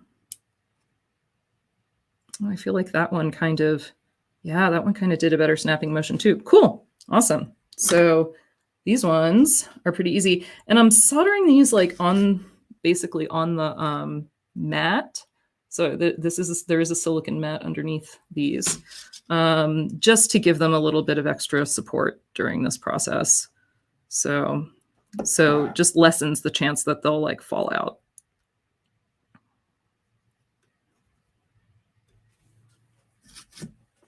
So I'm just going to go down the side, solder these guys, and then go down this side, solder the other 2 mounting holes. And then before I solder all of the middle pins, I'm just going to double check that they all look good. They're not like cattywampus or crooked or anything. I think those are looking pretty nice.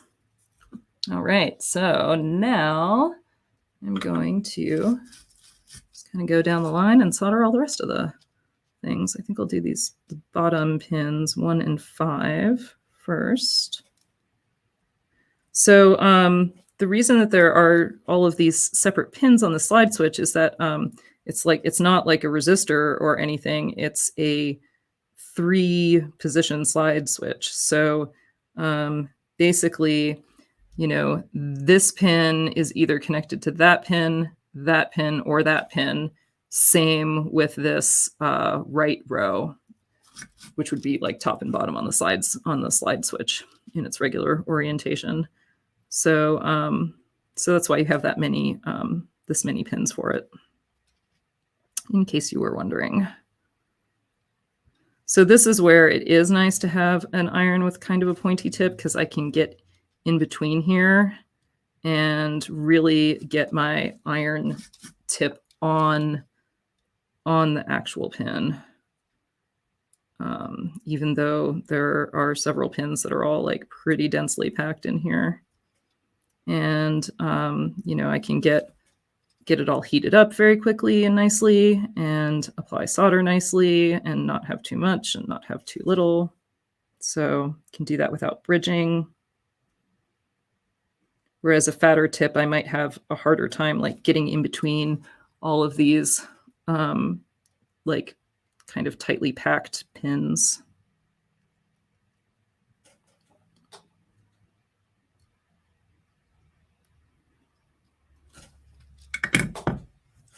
All right, there we go. I think we're all good with those switches. Ooh. So here's position 1, position 2, position 3. Cool. Awesome. So yeah, it looks like we have like the coupling for our input. So coupling for our probe, ground, AC, and DC. Sensitivity, 1 volt. Oh, maybe the sensitivity per division, 1 volt per division, 0.1 volt per division, and 10 millivolts per division, maybe. Sensitivity 2 times 5 times 2 and times 1. Oh, that's interesting. I wonder if that's on the probe input, or if it's that, or if that's the time base. I'm not sure what that is. We'll find out. All right. BNC connector. So the BNC connector is this big thing, and it goes right here. And I don't think I'm going to solder it quite yet. I'm going to save that until the end because I want to do the rest of the resistors and capacitors first, I think, without having like that big thing sort of hanging off the edge. Because you can see that there are some like a capacitor and a resistor like kind of close to it. And if I soldered that in right now, it might be harder to get to them. This is going to be a tricky one, though. I will say I can tell that already because first of all, I got to get the pattern to line up. The pin is just a little bit tweaked, so I'm going to very gently change that. There we go. So you might notice that these 2 pegs here are connected to this big old plane. So they're ground paths. They're connected to this big old ground plane. And they are also like just coming straight out of this connector body. So in order to solder those, like heat's just going to go everywhere. Like heat's going to try to like go all around this connector body. It's going to try to go all over that ground plane. So this is something that I'm actually going to put a different tip in for, because this tiny pointy tip isn't going to cut it. So I would use a much larger tip to solder this in. And I would also probably, well, it depends upon how well I could hold it. Like that actually, it actually is a pretty good pattern, and it kind of presses in nicely. So I actually don't need any anything more to hold it in place while I'm soldering it, because I can just put the board on the nice silicon mat and do it that way and not have to hold the connector or touch it. So I don't need like finger protection. So, but that will be later. What else should I solder right now? What else do we have on the list? Did we get through everything? That's not... Yeah, pretty much. So there's a test signal ring that I would do. That's funny. So they have you, let's see, where's the test signal ring? There we go. So yeah, make a small ring with a lead cutoff here and solder it to the 2 holes of J2. And that's great. That's just to clip your ground lead to, I am assuming. J2, where's J2? Yeah. Oh no, it's the test. Okay, it's the oscilloscope test. So that's the test signal, 1 kilohertz at 3.3 volts coming out, square wave. So yeah, so that's funny. And finally, a use for all of these things that you cut off is to make a little spot to clip your probe to. So that's kind of cool. You could do that right now, actually. That's not bad. I might just see about bending this with my hand and see how good or bad of a job I do. Well, that's not too bad. You know, that's just bending it by hand. So we'll do that and put it in J2. And if I can get it in there. Come on. Almost there. I'm trying to keep it a little bit springy so that it stays in place. And I don't want to push it all the way in. I want it to have like a little loop above the board so that it's easy to clip to. So now I'm just pressing those leads out so that it'll stay at that spot. And solder that in.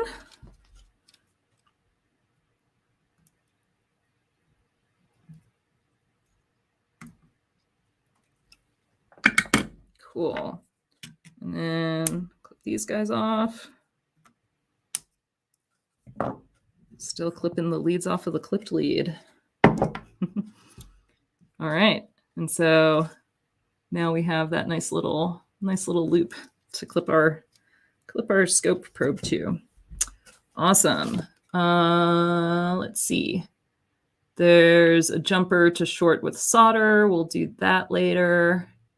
And then installation of the LCD board. All right, so I think basically I'm ready to go back and do the rest of the resistors and capacitors. I might, let's see. Maybe what I'll do is I will finish, maybe I'll finish the, do I want to finish the header or not? That'll make it a little bit harder to like get in and out of this other stuff. And I don't want to accidentally burn it when I'm soldering in the resistors and capacitors. So I'll save that for last. And maybe I'll just do the rest of the capacitors right now or for the next 8 minutes until 7. And then call it good for right now. And yeah, I'm thinking next time what I might do is and I might try to do a little bit of prep for this ahead of time, is to like troubleshoot that key fob and also, if I can, do the last bit of soldering for the Nixie kit. That's just going to be something that's not going to be easy to show on a live stream because it'll be it's like kind of very delicate and finicky through hole soldering. So yeah, it's going to be hard to like get the angle right to show you what I'm doing there, but I'll see, like maybe I'll do a bunch of the like the little tube holders. And if I can see of a way of showing that easily on a live stream, I'll like save the last one or something like that. I'm still not entirely convinced that kit is going to work because that processor looks kind of melted or it's like something happened to it, but I don't know. We'll see. We shall see. Also, like, who knows if the Nixies themselves work? Got them off of eBay a while ago. I don't have a reason to believe that they won't, but you never know with used parts, you know.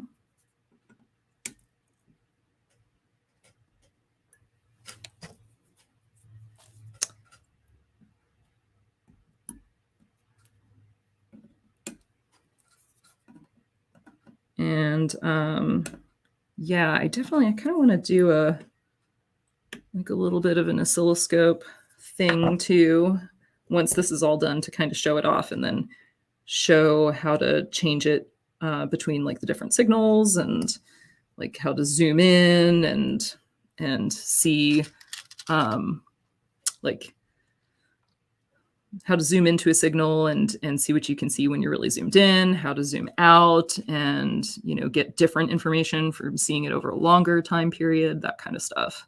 Because I think that stuff is all kind of interesting.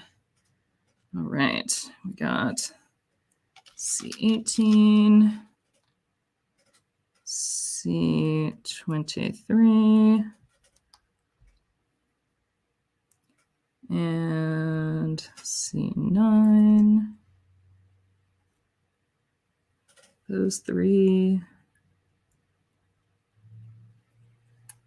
And then it looks like I have three more after that. Perfect. I think that will be perfect for time.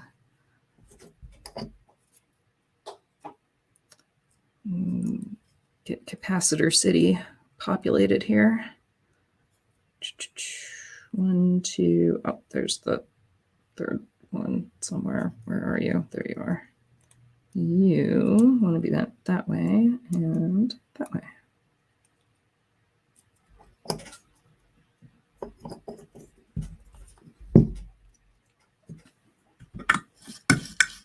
Oh, I got those three too. So like 6 more.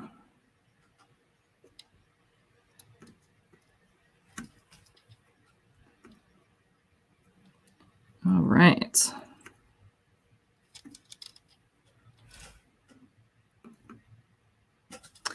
And I should say that I do have some awesome guests scheduled for upcoming streams. I'll talk more about that as it gets closer. But yes, Lenore from Evil Mad Scientist is going to come on, and we're going to do the 741 op amp kit and talk about op amps. And that's going to be on the 25th.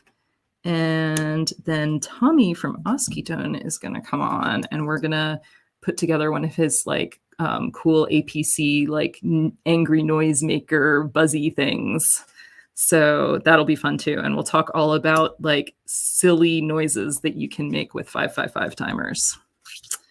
So yes, very excited about having them both on, because they're awesome people whose work I really admire, who make like really cool, fun things in the like makery, soldery kit space.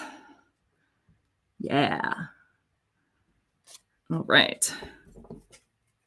I feel like every time I think that I'm done soldering all the capacitors, that I'm gonna like find 3 more in that state right now. I think that did they give me extras? I think they might have only given me like 1 extra. But I'm definitely having a hard time finding more places. Oh, there was one. There we go. One over here. Okay. And then resistors. Oop, there we go. 2 more here. C10 and C11.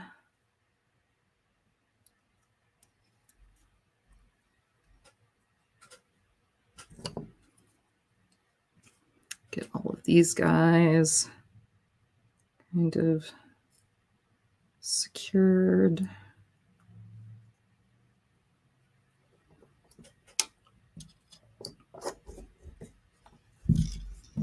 And get these guys soldered.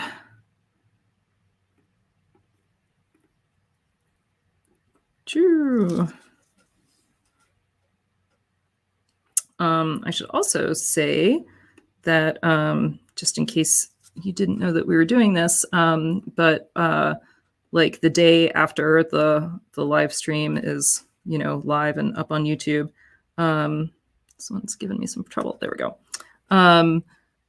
Robin goes through and like bookmarks a few places in the live stream. So if there was like a particular thing that you thought was interesting or something like that that you want to refer back to in one of these streams, chances are she will have called that out so that you can like easily just find it on YouTube without having to like wade through the entire stream again. And of course, if there is anything that anybody wants to like revisit or talk about again or whatever, totally welcome to like ask questions about what we've done before on the live streams. Happy to go over anything we've done before. So yeah, don't hesitate to reach out. Or like ask in the comments on the video too. That's also a good spot. Yeah.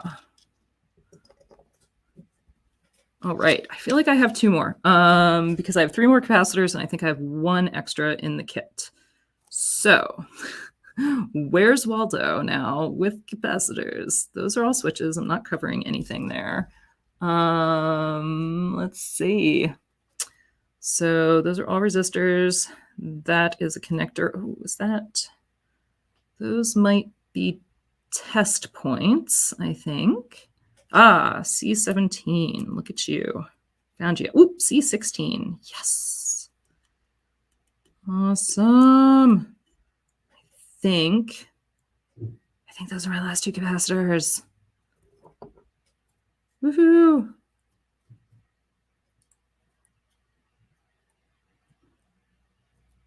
All right.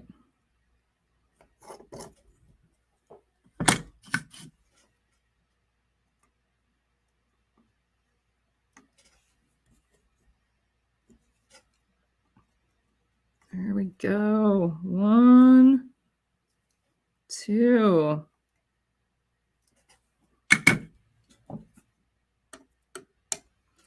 All right.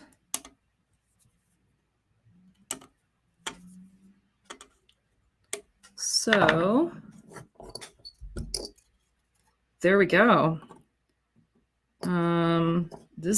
It's almost there. I will zoom out a little bit so you can see the whole thing. There we go. So basically we just have the rest of the resistors to go. It looks like there are probably about 20 of them. So like a fair number, but not too bad. So we have the resistors and we have some connectors still. The USB connector, that's going to be like that's just going to take a little bit of care, and I might do that under the microscope just because it has really small leads that are kind of close together. And then there's 2 more, I think, 1 or 2 of these socket, like 10th inch sockets. And then there's the big socket strip. Where did that thing go? There we go.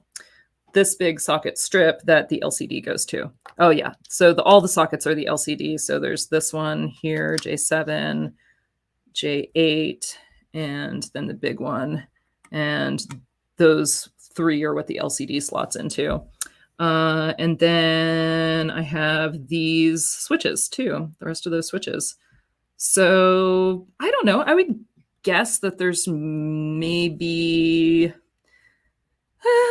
I don't know. Yeah, there are a couple ones that are a little bit tricky. The BNC and the USB connectors are both going to be a little bit tricky. So I would say that there's probably like 45 minutes left of this kit.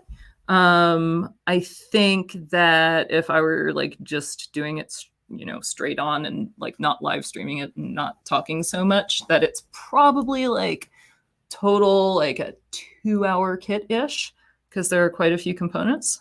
But, not too bad. And like, I would say that everything was pretty straightforward. Their instructions are really good. You do have to kind of be paying attention and definitely be aware of those transistors and the voltage converters, that they're all different, and be careful about that. But everything that's directional is marked really well. The instructions are good. Yeah, so far this has been a nice kit, like ridiculously cheap. And if it's a good oscilloscope, it'll really, really be ridiculously cheap.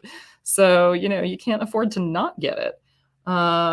but yeah, and I'll find the link of where I originally bought this, and I'll put it in the description as well. So you'll have that. But it was definitely like Amazon somewhere, and I've seen them like on AliExpress, I think, too. Awesome. Yes, exciting guests, exciting people in kits. Yeah. Late August is going to be awesome. So we're kind of chilling right for right now, and then we'll ramp up and do some good stuff. So yeah, I think that's it for today. I think we should have one last mystifier shot because it's so awesome. Let's see if I can get less glare on that. Maybe. Ooh. And hey, we have a lot of blinky things here. We'll totally play ourselves out here with like all the blinks. Blink, blink. And then if you remember this, we have this one too, which is more twinkly than blinky. So, woo! All right. So yes, see you next time. I'll put a description of the stream up in a few days, probably over the weekend after I figure out what I'm going to do. And yeah, take it from there. Awesome. Thank you for coming, Bob. Good to chat. See you later.